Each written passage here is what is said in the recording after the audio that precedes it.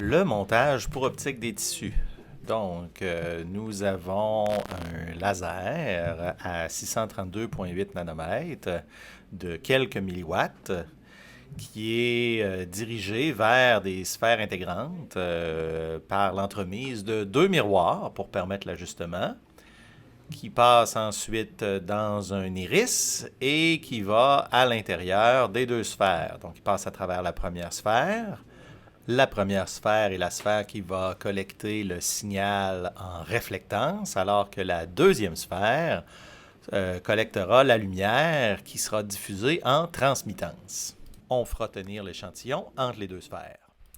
Les sphères intégrantes, parlons-en. Les deux boules rouges que vous voyez, ça s'appelle des sphères intégrantes. Ce sont des sphères qui sont couvertes d'un matériel blanc à l'intérieur, puis qui va diffuser essentiellement parfaitement la lumière partout à l'intérieur de la sphère. Les deux petits détecteurs que vous voyez en haut permettent d'échantillonner une toute petite partie de la lumière, mais puisque la lumière est uniformément distribuée, bien, la mesure qu'on a sur ces détecteurs-là est proportionnelle à ce qui est dans la sphère, qui est lui-même proportionnel à ce qui est entré dans le cône dans la demi-sphère de 2π stéradians qui ont été collectés par en avant ou par en arrière. Il y a plusieurs échantillons, mais les échantillons d'étalonnage que l'on connaît sont des Phantom obtenus de l'Institut national d'optique de différentes épaisseurs. Donc, vous avez trois bandes qui permettent d'avoir des échantillons d'épaisseur 3 mm jusqu'à 100 microns que vous allez pouvoir confirmer avec le vernier. Et plusieurs échantillons beaucoup plus épais de 5 mm, 1 cm et même jusqu'à 4 cm.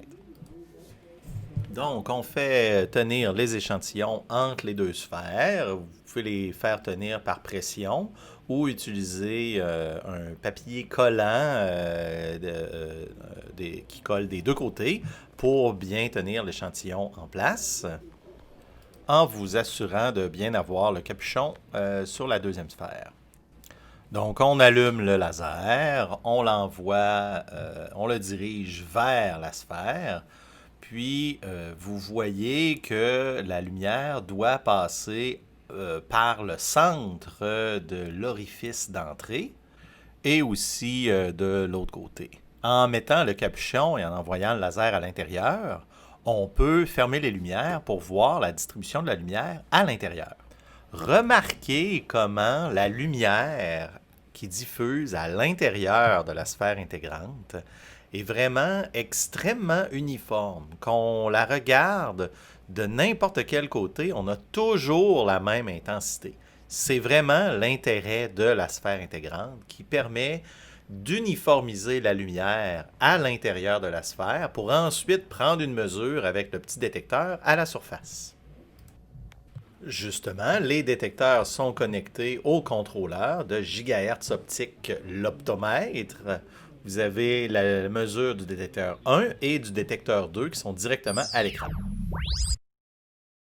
Vous positionnez l'échantillon entre les deux sphères en tassant les sphères. Vous pouvez ensuite le faire tenir en l'insérant et avec la pression des montures, l'échantillon va être tenu en place. Si nécessaire, vous pourriez aussi utiliser du papier collant pour le faire tenir. Automatiquement, les mesures en réflectance et en transmittance vont être affichées sur l'optomètre. C'est très important de fermer les lumières. Les détecteurs sont très sensibles. Même les rideaux à l'entrée du laboratoire vont avoir un petit impact. Donc, c'est important de vraiment travailler dans le noir pour avoir des mesures précises.